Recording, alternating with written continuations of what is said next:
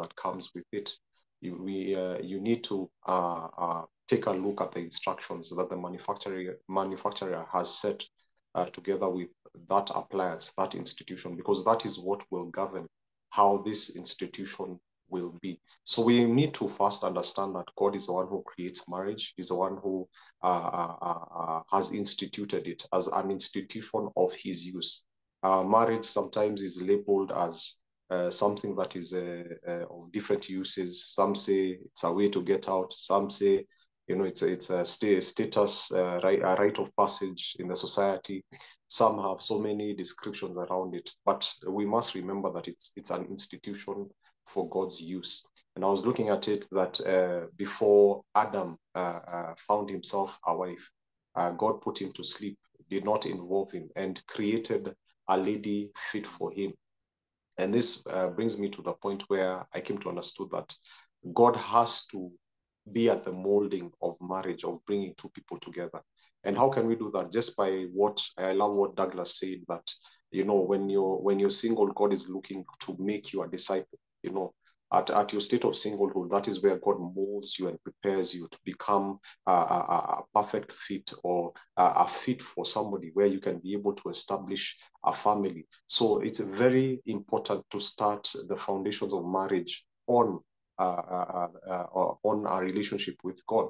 And I've come to understand through time in this thing that the best place to be able to form strong foundations for marriage is in singlehood. When you're single, that is a place where you can work on yourself. I always say that marriage is not an equation of half and half makes whole, but marriage is an equation where whole and whole makes one. So one and one makes one. As a single person, somebody who is preparing to get into marriage, the best thing that you can do is to make sure that you are whole by yourself before you enter marriage. Because what happens is most people enter marriage in a state of desperation. They enter marriage in a state of having unsolved, unresolved issues. And marriage acts like an amplifier. Marriage has a way of amplifying the little things, the weaknesses, fears, habits, and all these things that we have not worked on. So the best thing to be able to set yourself on the right note is to have yourself at a place where in your singlehood that you're able to work on yourself, you know, work on yourself, work first on your relationship with God, because he is the author of this institution. Who am I as an individual in God? You have to be at a place where you ask yourself very serious questions in God's presence. One of the questions is, where have I come from? Where have I been brought up from? What are the examples of marriage that I have seen? You have to be able to ask yourself those questions. How has my my upbringing affected me? One of the things that we need to understand that plays a major part. Let me mention two. One is spirituality, like we said. God is the author of marriage, and he is the one who is responsible for setting this institution right. So one is a spiritual aspect. Number two, you need to understand your personality. What is personality? Personality is the habits, the reactions that you formed over the years by or through the things that you have gone through. It's the way that you relate to things. It's the way that you process things, dependent on external and internal factors. So you have to be able to be at a place and understand, as a single person, as a person, what are some of the things that have passed through? You know, how has my personality been affected? How has my spirituality been affected? How do I deal with things? How do I view the world? Do I view the world in the way that God would want me to view it? Or do I view the world in pains, in traumas, in experiences that have been there? That is a place of singlehood where you need to come to a place where you understand yourself. If there are things that need to be rectified, the place to do it is in singlehood. And I love what Douglas said. As a youth, I remember all of us have a story. We all have things that we have gone through. We all have things that we've experienced. But the place where I was able to receive total healing for myself personally was in the presence of God. You know, as a young youth, struggling to understand life, struggling to understand my place, struggling to fit in, struggling to understand my assignment, all that was sort of answered in the presence of God. So as a single person, it's the place, the best place to be is to find your identity in God. Do not have the mindset that you will find your identity in somebody. Please, let me tell you this, there are psychotic people out there.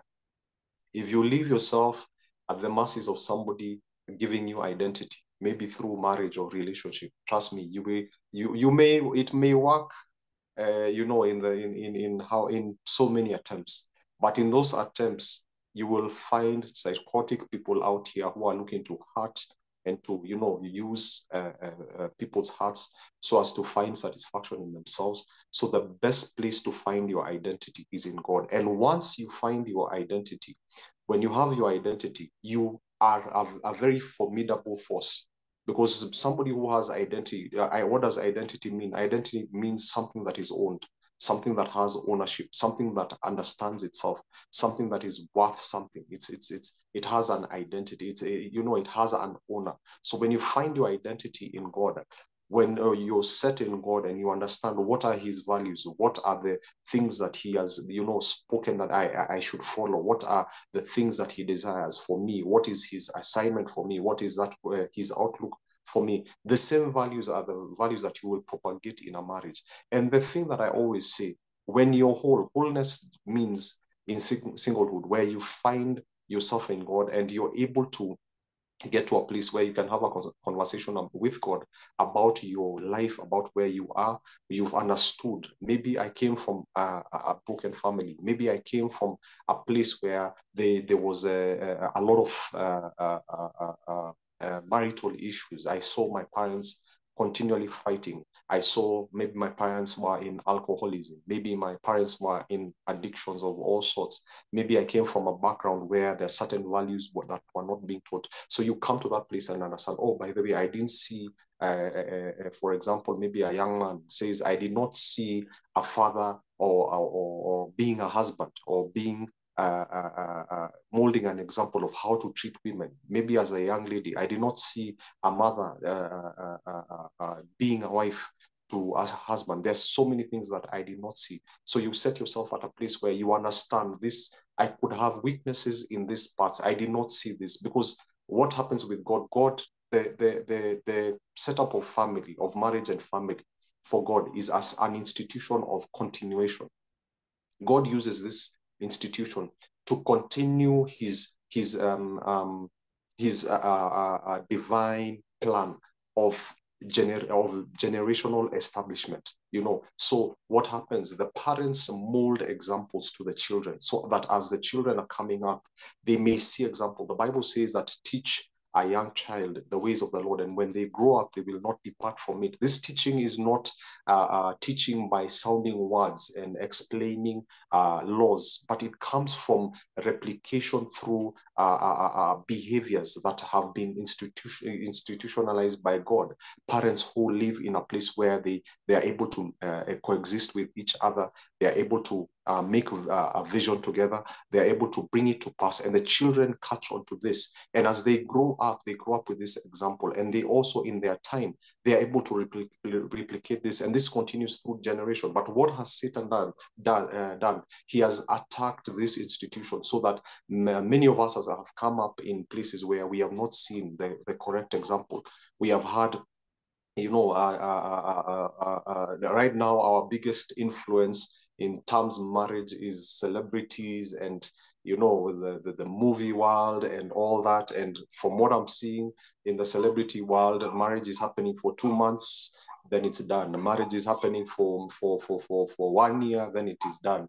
One is picked today, the other one is dropped tomorrow. So there are certain values that are being propagated that are not the right ones to follow. But as single people, we need to be at a place where we can have that relationship with God and understand that what is his mind for this institution, and also be totally made whole in him. I know there's no perfect person, only Jesus is perfect.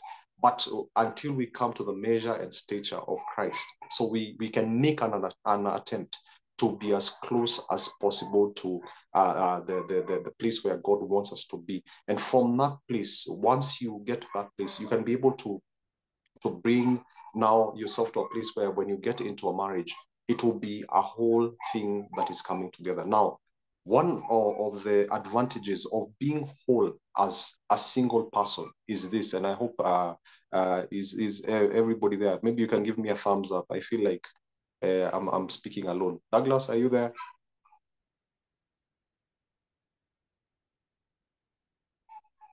Okay, I will continue. So one of the things that as a single person who is made whole, that you will be able to, the biggest advantage of being whole as a single person is that you will be able to attract another whole person. You will be able to attract another whole person. One thing that I've come to see and research has done, that broken people or traumatized people attract other traumatized people. Your state of being whole is like a standard that has been set. And when you're whole, you're able to see and to, what is the word, to see through, things that may not be right with you. When you have a relationship with God as a single person and you're getting to that place of marriage, when you're whole in God, you are able to attract other whole people, because you will come across people who have issues and you will be able to sense. You will be able to understand this is not the right thing. Why this person is treating me in a certain way. This person wants me to interact with them in a certain way. But being a whole person, I have an understanding of how God desires for me to interact in this. I have an understanding of what God expects for me. I have an understanding of God's expectation for me. So when you're whole, you have an ability to attract whole people. The people who will come across your way. Listen, somebody who is broken does not feel comfortable in the presence of somebody who is whole. Somebody who has ulterior motives does not feel comfortable engaging with somebody who is whole, because when you're whole, you understand your worth, you understand your value, you understand the treatment or the things that ought to come to you. When you're whole, you have boundaries. Hello. Boundaries is such an important thing. Many people who are toxic and who are having issues, the first thing that they will test is they will test your boundaries. When you come across somebody who maybe you're in a relationship with and you're trying to work something out, and you see he's always testing your boundaries or she is always testing your boundaries, that is a very big red flag, because your boundaries are one of the most precious things that you have, because boundaries tell you more about that person. When you tell that person, he cannot go beyond this point. I do not do things this way or that way. This is my space, or this is where I want to be. If that person is able to idea, that is another whole person. Because listen, you cannot go or approach marriage in desperation. Having boundaries is the remedy for desperation, because boundaries means you have certain standards. As a single person, you have to have certain standards in accordance to the word of God. You need to understand that as a child of God, what has the word said? It has said that I should not be equally yoked. I should not be unequally yoked. The yoking must be equal. I must be with somebody who's compatible to me. In what way? In the way of a belief system, in the way of values, in the way of standards, in the way of a similar vision. So when you have boundaries, you have certain standards that have been set. And as a single person, trust me today, that you must have a standard set for the person that you would want to meet. I know the standards of this day are financial standards, are the tall, dark, and handsome. But I've heard that money has a way of how can you say, has a way of bypassing that quality. If you have money, I hear is tall, that is equivalent to tall, dark, and handsome. For the ladies, I hear now the standards are a certain size. maybe a certain skin tone, maybe a certain this and that and the other. But I want to tell you, there are standards that God has set that can stand the test of time. The standards of God stand the test of time, because one thing, as the verse that Douglas had set as a pointer for this discussion, is that the standards of God are as the house that are built upon the rocky foundation, upon the rock, the builder who dug and got to the bedrock, and he built his house upon the rock. These other standards are like a house that is built on sand. A lot of standards today are houses being built on sand, because today it's popularity. Today it's what feels good. Emotions are like sand. And what happens to sand when the ocean blows? The sand is tossed back and forth. Never, as a single person, never build a relationship or a marriage based on emotions. When I was getting married, my mentor mentioned to me and said, this is what happens. You do not build, you build on love. You build a relationship on love. And love, he told me, is not an emotion, but love is a decision. Love is a decision. A decision, an emotion can come today and go tomorrow. An emotion can change based on circumstance. The water will blow and the sand will be tossed back and forth. But a decision is as rock. A decision is as, the bedrock. When you make a decision, you know that you have to do all things to stand by that decision, because it's something that you did soberly. It's something that you did with your whole heart. And even in life, even away from marriage, listen, let us be more in use of decisions, not emotions. Let us not be right now with the social media, with the things that are happening in the West, the infiltration of the Western culture and all that. So many things have been based on emotion, how we feel. The food that we eat, the fast food and all that, the things that we do, it's all or in instant gratification. And I want to tell somebody today, I've been in marriage for almost now 16 years. There is nothing like instant gratification in marriage. You enter there and marriage gives you a big blow. Because the first 3 years is enjoyment. But now when you start settling, the realities begin to hit. Just like the verse says that when the house is built on the rock, the winds blew, the rains came from above, and the floods came from below. That is the state of life. That is the state of marriage. The rain will always come from above. The winds will always blow against the walls of the house, and the flood will always come against the foundation.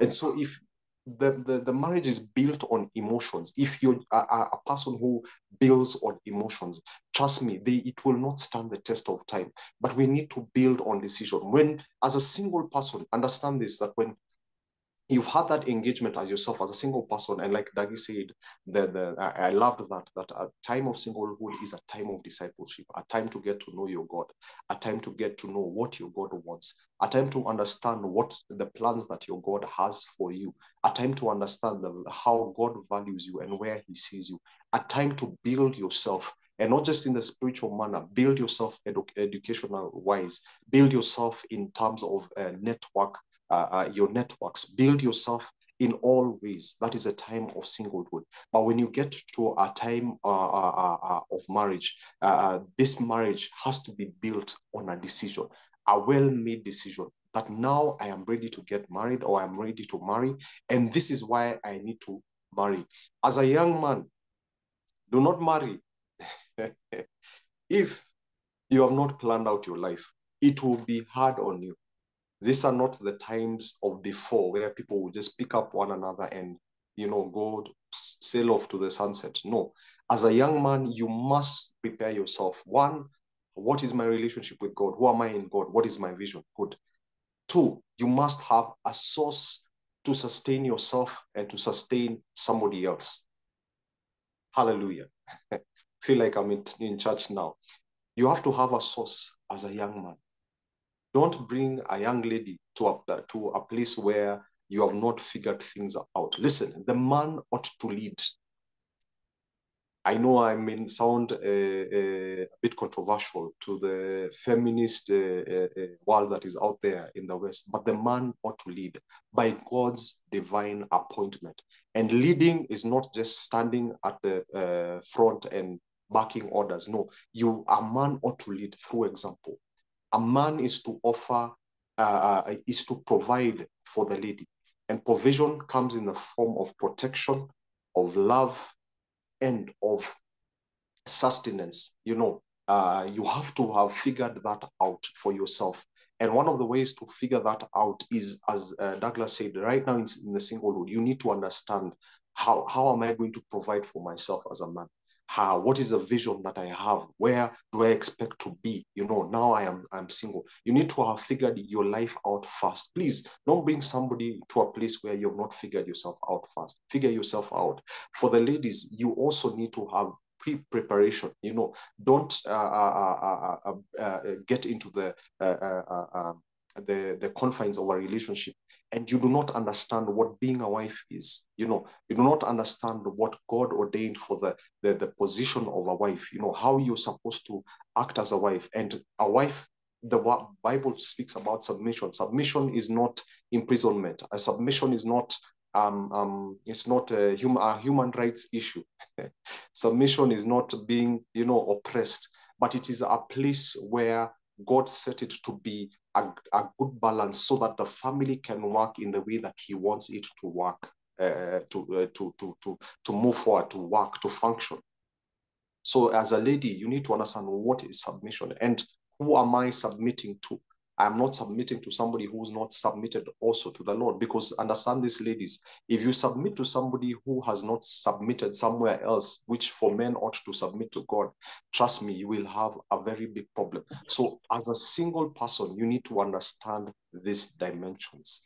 Yes, so one of the things, even as I'll just go through as Dagi put the pointers, is that hearing from God, not from the externals. So in a marriage, one of the things that we need to understand, the biggest challenge that the first marriage, the first example of marriage that we have from the Bible of Adam and Eve is that they allowed a voice from outside to speak into their marriage. So as a single person getting into marriage, you need to understand that once you enter into marriage, all submission is done unto the Lord. That is where instruction comes from. We are not going to hear about marriage from our friends. We are not going to hear marriage from the TV. We are not going to, but the foundational voice of marriage is God, is His word. The serpent was able to bring separation. Where there's different sources of speaking in a marriage, what normally happens is that there is misinformation, and misinformation leads to division. So if you're in a marriage and you allow voices to come and to speak on things that are pertaining the marriage that are not godly, it brings division. So we need to understand that even in marriage, it is God who gives the direction. It is God who speaks what He desires for this marriage. It is God's voice that should be pertinent. And God can speak in these ways. God can speak through His word, the Bible.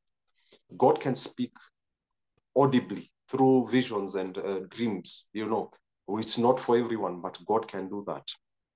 God can also speak through ordained mentors.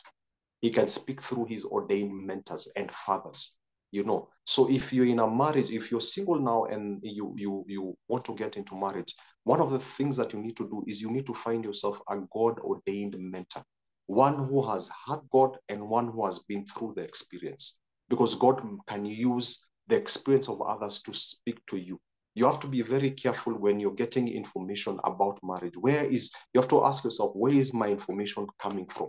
Because the source of your information will dictate the decisions that you will take.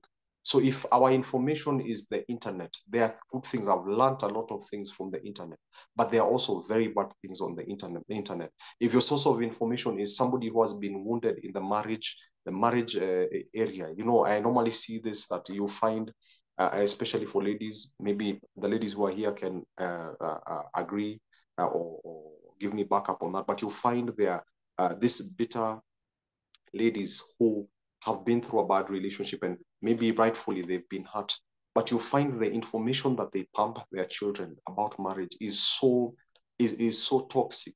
It's coming from a place of pain. It's coming from a place of brokenness. So they tend to speak, to release a decree upon marriage being just this bad thing, and this is how you have to do, this is how you have to be in the marriage, men are this and that and the other, and this is how you have to approach this thing.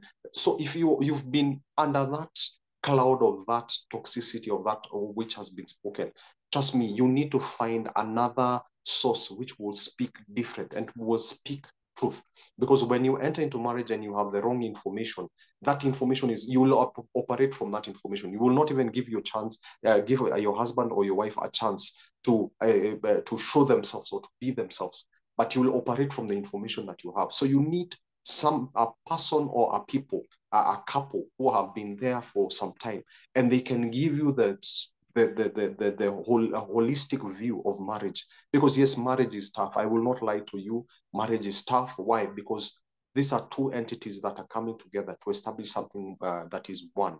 And the devil is so against it, because it leads to one of the things that he would want to stop. It leads to that generational increment, that generational blessing. So the devil is very mad at marriages. He knows it's a very volatile place to bring seeds of discord. So when when he's dealing with it, that's why he plants seeds of discord, and these are two entities that are different. We've come from different backgrounds. We come from different foundations. So how we view things are differently. So he tries to place seeds in one another. So as a single person, you need to be at a place where you've had the right information, so that as you come into marriage, like I said, marriage has a lot of testing. It has a lot of, stretching. It has a lot of all that, because you have your flesh that you're fighting. You have this that you've grown up with. You have, all this that is pulling left, right, and center. But if you have the right information, you can come back and say, hey, but all in all, this is what marriage should be. This is how we should be. So let us adhere to the information that we have about marriage. Let us adhere to the right foundations about marriage, and we shall be able to move on.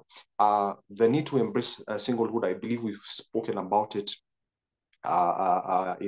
in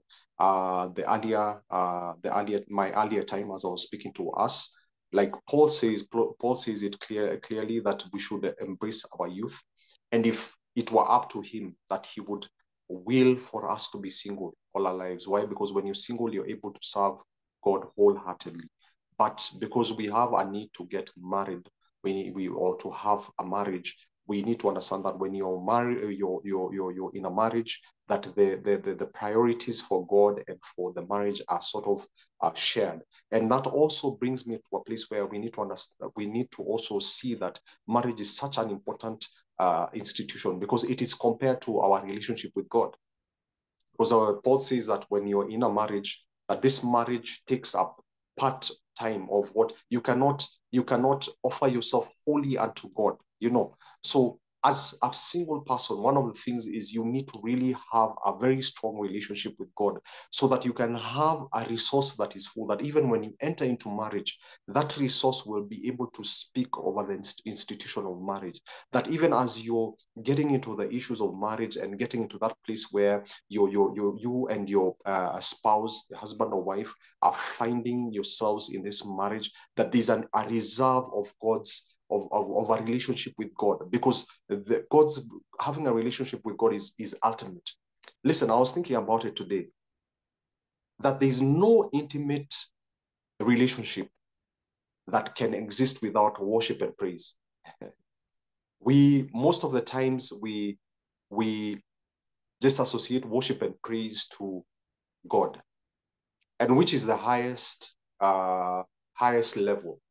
But any intimate relationship requires a level of worship and a level of praise for it to grow, for it to become, for it to, to flourish. Because in marriage where there is no worshiping and praising each other, and understand me well, I'm not talking about idol worship. but I'm talking of that state of propagating your intimacy. If there's, and when I speak about intimacy, I'm speaking about deep connection. I'm speaking about, that strong connection. So if you have not understood the aspect of worshiping and praising God, having that intimate session with God when you're single, trust me, it will be very hard for you to have this with another human being, because with God, it is much harder, because this is a person that cannot see. You cannot see. You cannot have a tangible experience with, but you are expected to worship and to praise him. You're expected to have faith. The word of the Lord says in Hebrews chapter 11 that it is impossible. I think it's verse 6. It is impossible to please God without faith. It is impossible to have a relationship with God without faith. So when you have this experience with God, a God that you cannot see, that it has to be through faith, as we are lifting our hands and worshiping him, this is the emotional side. It's a place where we connect with him, but we cannot see him, but we have that belief. When you've had that experience, when God has come through for you in certain areas, and you're able to say, okay, now I know why I am saying thank you to God, because I was in such a situation and God was able to pull me out. When we experience that back and forth with God, where you're praying and there's expectation, and at a time you see God coming through and you're able to give a praise, when you're able to interact with that, now even when you get into marriage, it will be easier to interact with your spouse, because you have had this experience with God. So even in this lower level of intimacy that requires a lower level of worship and praise, it will be possible for you to engage with somebody. It will be possible to understand the way that I waited with God, the way that I was in need of something, the way that I was in need of a certain breakthrough, and I waited upon God, and God at some point was able to deliver it. And at times even speak like the three Hebrew boys, Shadrach, Meshach, and Abednego, and say that we know our God, that he is able to save us. But even if he does not, he still remains God. We still know that he is God. Until you've come to those levels and experiences with God, trust me, it will be very hard for you to understand or be with somebody in a marriage. Because like I said again, for marriage, the rain will rain from the top. The wind will come from the side, and the floods will come from below. So if you have had that intimate place, a place of praise and worship with God, a place of understanding, you're really having an understanding with God and a relationship with him, trust me, when you're in marriage and God gives you this person whom you have prayed for, prepared for, set yourself apart for, kept yourself for, and on the other side, God like I said before, when you're whole, you attract another whole person.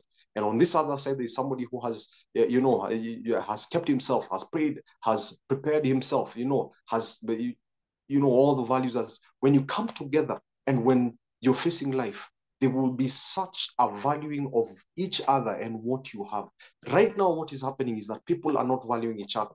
People are valuing material things. People are valuing instant gratification. People are valuing what the world sees, what the world speaks about. So as a single person, like I said, you have to be at a place where you interact with God completely. Let God consume you. Let God consume you, and not to the point where you cannot marry God. You can only have a relationship with him of where he is our creator. He's our savior, through Jesus Christ. He's our savior. But you cannot marry him. But you can have a relationship with him to the point where he prepares you for what is to come. He builds you and molds you and gives you a foundation. Even for the men who are here, have that strong relationship with God as a single person to the point where you're prepared. Listen, God is the source. God is the instruction. God is the manual. He is everything. So as a man, you ought to have a very strong relationship with him, so that as you step into life, the fullness of God in you will help you become established. It will establish you in your businesses. It will establish you in your ways of life. It will establish you in your marriages. It will establish you in parenthood. It will establish you in connections and all that. Be so consumed with God as a single person. Now, to the next point, so that I do not take so much time, the power that comes with thriving in your singlehood. I believe I've mentioned that in the description that I've given before, demystifying the misconceptions about singlehood and foundation. Yes, there are a lot of misconceptions. I saw that as I was joining, there were a few things that were being written, and I agree. Those are some of the misconceptions that are there. One of a very strong one is that the misconception that comes up with singlehood. It's not being lonely. Being single is not a state of being lonely. It just means that you are by yourself. You're an individual, and because being lonely is an emotional state. It's being lonely is an emotional dysfunction. Being lonely means that you're yearning and longing to be with somebody, to give you identity. You don't have identity. You do not feel complete in yourself. There's something that is missing in you. Lonely is that state. You're yearning for something to complete you, to make you perfect and all that. Being single is not that. Being single is a place of being an individual, and in that state we need to embrace that in itself. So that those are some of the misconceptions I've seen. I know even a lot of times we get misconceptions from the older married people, maybe in the church or in the institutions where you are, that being single is it's a lower level. Being single is a prison sentence. There are all these things that are there, but everything in its right time. Being single is a place where you prepare. It's a place of preparation. It's a place of practice. It's a place of harnessing your skill as a man, as a woman, harnessing your skills as a husband and a wife to be.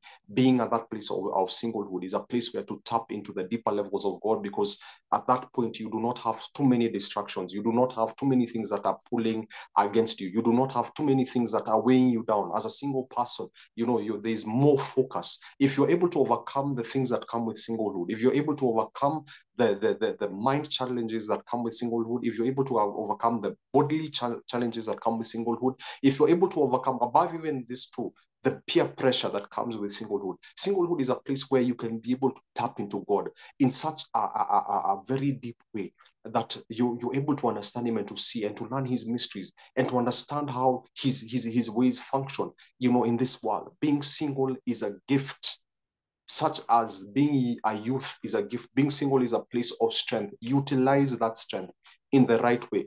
Do not misuse your singlehood. Do not let your singlehood be consumed with so many things, trying to find completeness in this person, that person, trying to engage in this and that and all that. Conserve your singlehood, let it be a place of strength, so that when you find that right person and you're ready to enter into this institution of marriage, that strength and energy, that collection, that impact that is there will be released in the right place. Douglas, I will stop there for now. Maybe if there's anything to add, you will tell me, but that was just a little that I wanted to share. Maybe you can come in and then advise us more on how to go. Thank you so much, Mr. Nyundo, for a very great insight in terms of understanding our singlehood.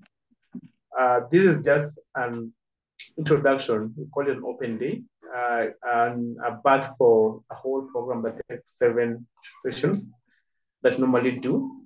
Yeah, so most of maybe unanswered questions will be answered once we kick off for the foundation classes.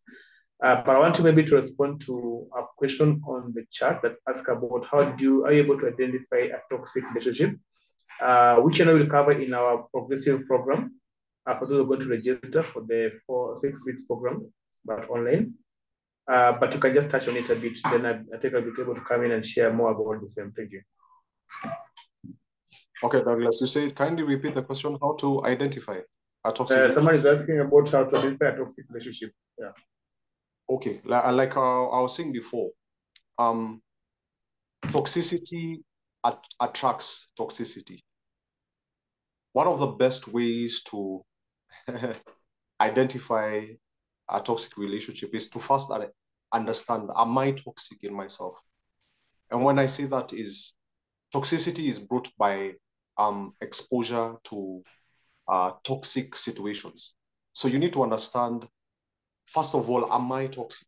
If I'm not, then it will be very easy for you to identify a toxic person, because a toxic person will propagate values that are very different from what you understand. For example, in a relationship, if you're dating a toxic person will give you large amounts of love and also large amounts of withdrawal. A toxic person will be all the way there and all the way disappear. There will be a lot of imbalances. A toxic person will desire to sweep you off your feet and then disappear. You know, they will play with your emotions. They will love you and hurt you. So when you see yourself in some of these things, if you yourself are not, if you've been in a toxic environment, you may see this as, oh, this is just love, or this is just this person caring for me, or all that and that. But if you have a healthy standing, you'll be able to identify these toxic behaviors very quick. So I'd say the one of the greatest or biggest ways to avoid this is, first of all, find wholeness in yourself. Do not be needy for anybody. Listen, marriage is not a place of neediness. Marriage is not a place of loneliness, feeling an empty void. Marriage is not a place of finding solutions. Marriage is a continuity of wholeness coming together. A whole human being and a whole human being, a man and a woman in this case, coming together who are whole and forming something bigger. So if you need to realize, am I lonely? Are there things that I'm lacking? Because if you're lonely, you will attract somebody who will come and he will be very toxic upon you. But because of that state, you will not be able to see. Because when you're not whole, you're not able to understand what it is that you are to receive. So I'd say the signs will be there. But the number one thing is, be whole in yourself. Be whole in your being and in your makeup. Yes, sir. All right. Thank you for that. I think it's like you normally say, sick attract sick.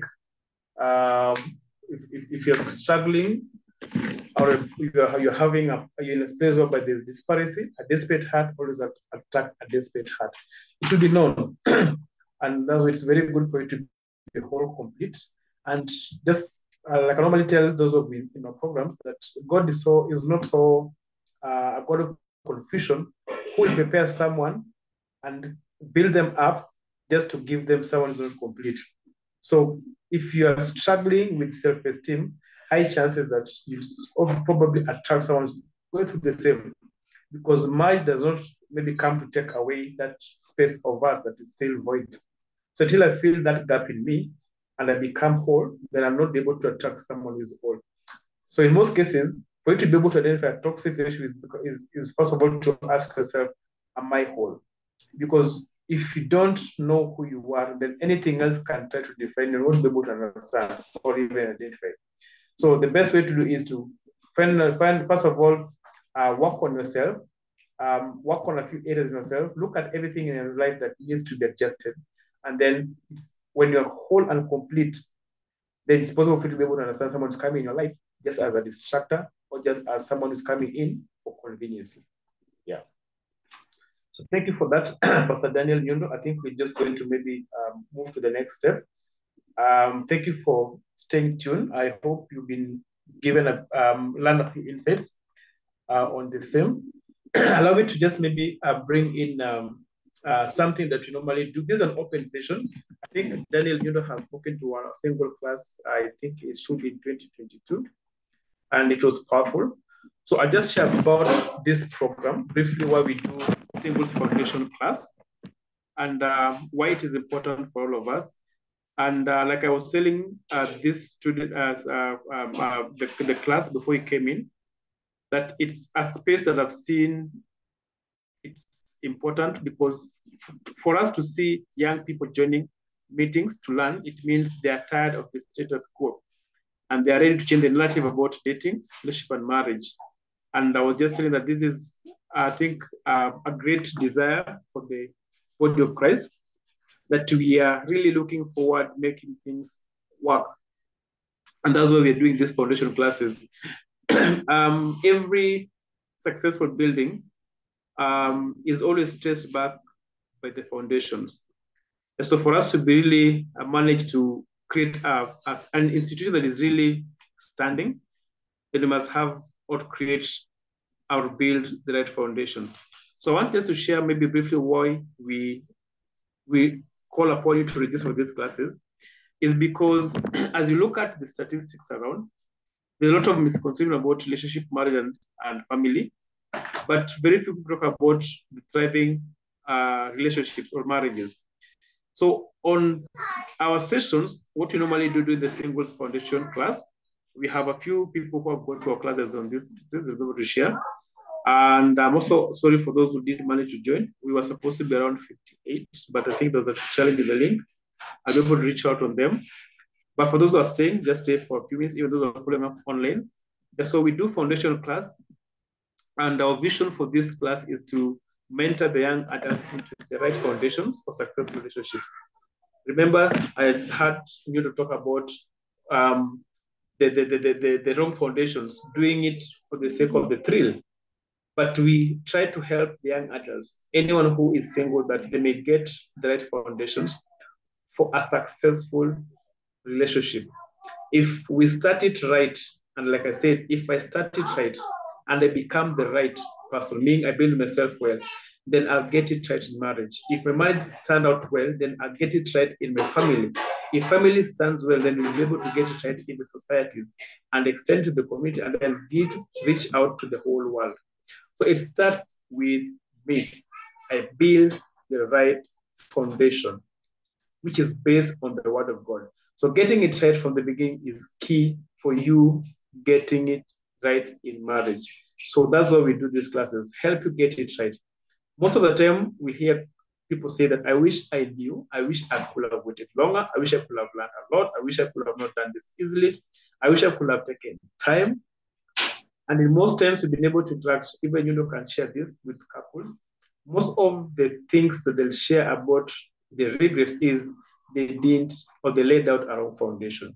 Maybe it was about fancy, or it was about finances, or it was about probably getting a space where you needed someone to come and maybe fill a space in you.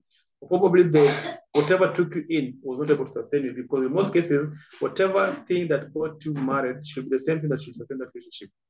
Some of these things, if they're temporal, like say the rains will come and the floods will come. If they're temporal, then automatically you cannot sustain it. And so when you set up the right foundation, then it's easy for you to really work it out in the marriage relationship. So that's our vision. And then our mission as have is to train and mentor young adults into meaningful relationship that leads to lasting marriages and stable families through God's principle. It's one thing to really get married, but it's one thing to really stay married. So we don't want just to get into a marriage relationship, but to help you to stay in that marriage relationship. Because God is not interested in our spouses or creating spouses, but He's so much interested in God creating a body of Christ that is disciples first. So create a space for you to really thrive and appreciate the state that you're in as a single person. That's our mission. We've done this for the last 3 years. And then our pilot scripture is always the book of Luke 14:20-30 that talks about, is there anyone here who planning to build a new house? Does it first sit down and figure out the cost to which, so that he'll know if he can complete it. A foundation is important. In anything in life that you want to do, if you don't have a right foundation, then it's doomed to really fail. But if you lay your foundation right with the right building materials, even the house, if it is cooked, if it is shortcutted, if it is given a lot of shortcuts and maybe corners, then you give it a few years, it's down. So we trust God that as we do these classes, that God will help to set out the right foundations through His word. And the same way in the book of Mark, you can look at it, Matthew chapter 7, that talk about anyone who tried to build a house, Mark 7:7, that two people build a house, one built on solid, one on the rocky ground, but all of them were tested. So whatever, our challenges don't determine our strength of the house, but the foundation matters. Because whether you build your house, whether you did your wedding in a garden or in a church or with 50 bishops, it will be tested. So the foundation matters. And that's why every house will be tested. The testing will come to every house, every foundation, every marriage relationship with the same magnitude, the same capacity. But the challenge, the question is, did I build it on the right foundation? Charm and deceit. Charm is very important as attraction, but charm cannot sustain marriage. So character is the only thing that sustains that relationship. Chemistry attracts, character sustains. So look at all those things in our sessions as we go through them. So in most cases, maybe just to go back, people focus more on married life than their singlehood. And most people invest more in their weddings than in their marriage preparations. Most people spend more time in the meetings to plan for weddings, but people spend their time in sessions like this to learn.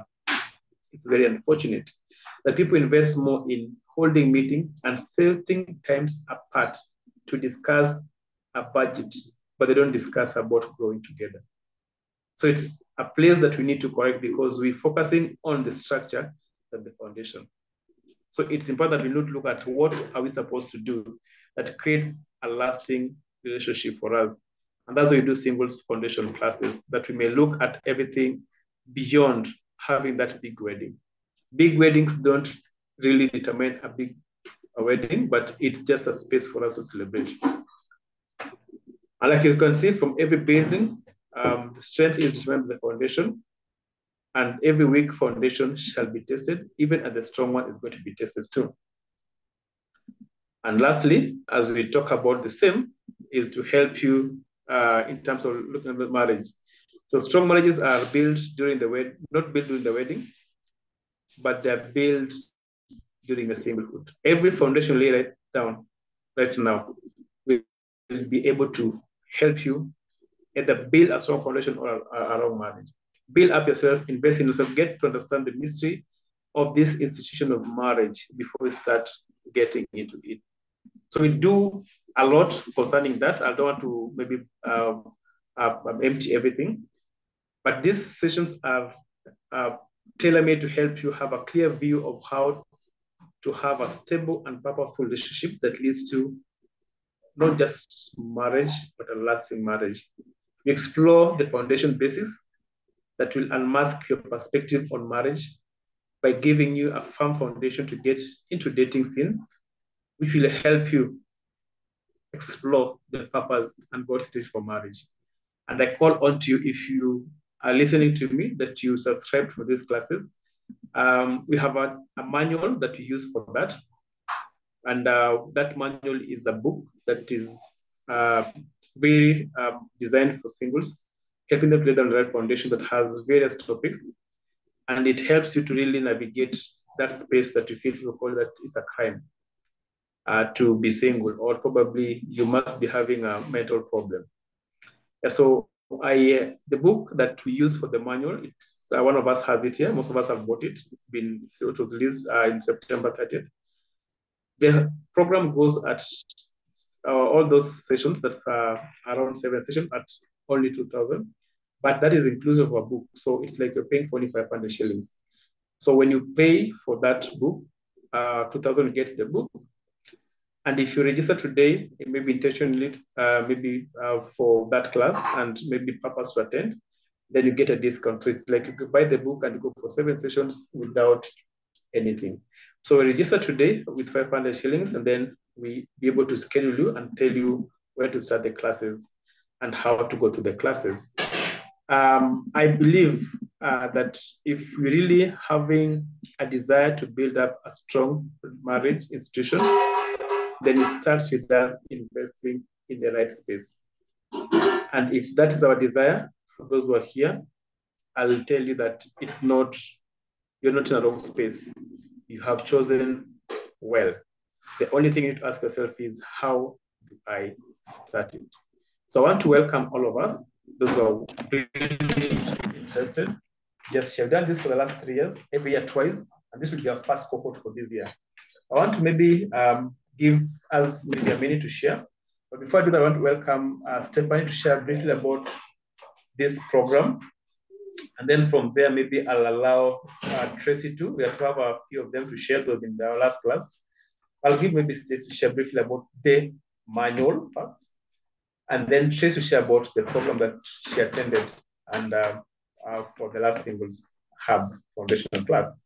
So I'll start with Tracy, maybe briefly on the book, and then we'll be able to hear Tracy after you, and then we'll be able to find out the way forward. So kindly, Stephanie, maybe briefly about the book, because you have the manual. Have you gone through the manual to the foundation class?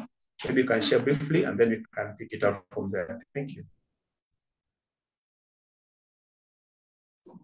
I'm still reading the book.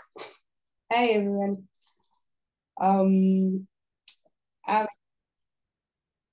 Hello, can you hear me?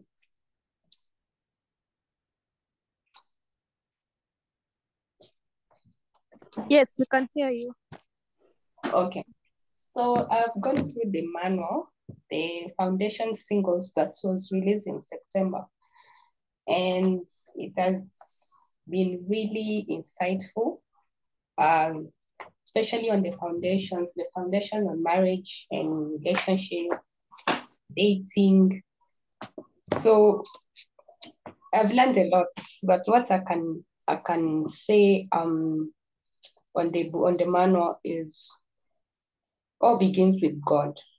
So if one does not start with God as source, as father, everything else will crumble. I love the scripture that we use on the building of the foundation.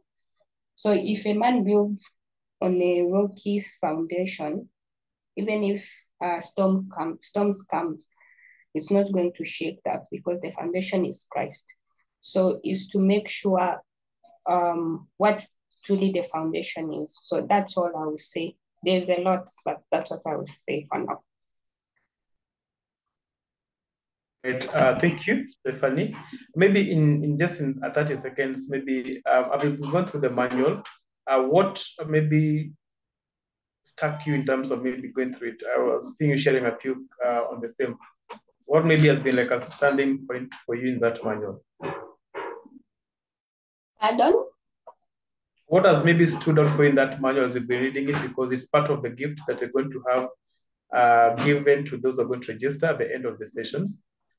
Maybe what topic that probably stood out for you? I know it's been a long journey. It's a manual that you can read every day, but maybe what stood out for you?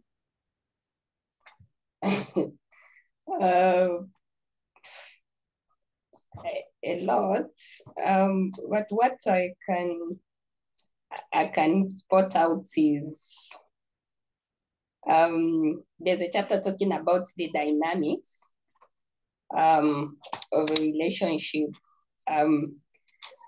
conflict resolution. Yeah, so how to handle conflict in the relationship, how to seek God first and not to condemn the other person, because we all come with our flaws and weaknesses and imperfection. So that's one thing that's really stood out for me on conflict resolution. And I love what Mr. Daniel shared on to hear God, not the external voices first, but to be able to pursue God in everything. So when conflict arises, God should be the first person we seek first before anything else. Yes. So much. There's a lot. In fact, the first chapter of the book will tell us what it says. The first disclaimer of the first chapter. But I normally say in that book, I think one thing that stood out is you be the one you want to marry. So can I marry myself? If I can't marry myself, then I don't need to marry someone else. I need to work on myself first. So thank you so much, Stephanie. Maybe I can hear it from also Mercy has read that book. Maybe Mercy can do a short, maybe 30 seconds or so. But Tracy, maybe tell us what you learned about the foundation classes. Maybe anything that stood out for you, Tracy. Okay, hi everyone. So for me, what stood out for me during the last sessions is that no relationship can be built without first knowing God or getting closer to God. Then after that, we get someone who God has directed you. All right. Thank you, Tracy. You beat the one first before you look for the one. I thank you for that. Maybe if Mercy can share briefly a minute, then you can close. Mercy Dube, you've read the book. I think you have the book. You came for the launch, the manual. Mercy Dube, briefly.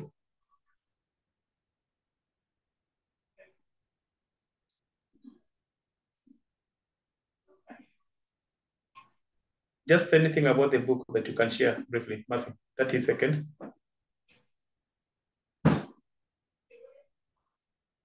Right, we can't hear you. Don't know you have unmuted. Maybe you can move closer to your camera, your microphone, Mercy. Right, Mercy, we can't hear you, but it's okay. So maybe what I can say is, I know I've gone through the manual. People have gone through that manual. It's being used in various churches for singles programs. But I want to maybe encourage you that the best way to start out your marriage, right, is to capacity build yourself. Try to really build yourself first before you start building into getting into relationship. What I need to say it. Create a space for you to thrive before you start getting into someone else's life, because you cannot get into someone else's space if you're looking for completion, meaning you are half, because it's only 1 + 1 that makes 1. In God's calculation, it is not half plus half. It is a full whole man or gentleman who gets into a full whole human being. That is a lady, and they get one. So I'll recommend, if those who are willing to start this sessions, because we're starting this month, you can share your text me, and then I can give you more information. Remember, if you register today, you register by less 500, so you pay 1,500 instead of paying 2,000. So if you register by 500 today, then we're going to pick it from there and start the journey with you. Ours is to transform one soul at a time. Tracy will tell you that even our previous class, we didn't have many people, but we trust God that a change in one changed the whole society. We had 57 registered. I know they had a challenge, but I'll be able to show them. But for those who attended today and registered today, I'll be able to help you to know how to start the sessions and get the book. So it's like paying for the book alone. So thank you so much. I want to leave it open for any Q&A for 5 minutes, then you can, 2 minutes, then you can close. And if there's any question. Hi, everyone. Hello. Hi. Hello. Yes. Is there any question, MJ? MJ means? Millicent. I don't have a question. Millicent, yeah? All right, that's okay. Anyone else who probably will want to inquire more? If you want, maybe you're going to register, you can also let me know. Is there anyone who is ready to get into the sessions for today's discount?